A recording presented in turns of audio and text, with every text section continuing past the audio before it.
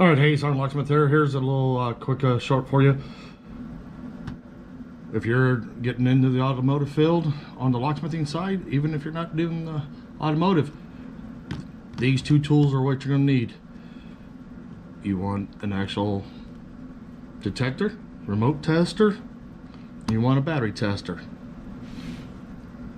The customer complains that their key doesn't work all the time. Going through the buttons. There we go. Now push. All right. So we know it works, but let's see what the problem is.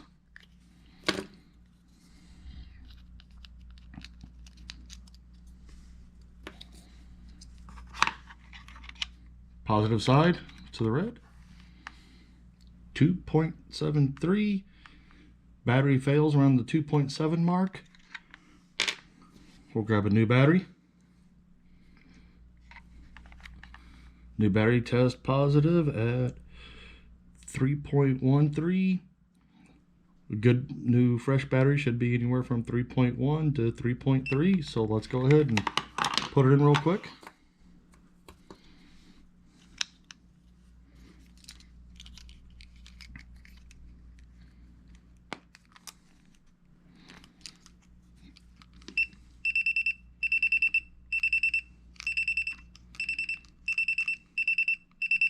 There you go, quick, easy money. Hey, thanks again for watching, and be safe and hit the subscribe button and watch for more how-to shorts and a little bit longer videos. Thanks again, be safe out there.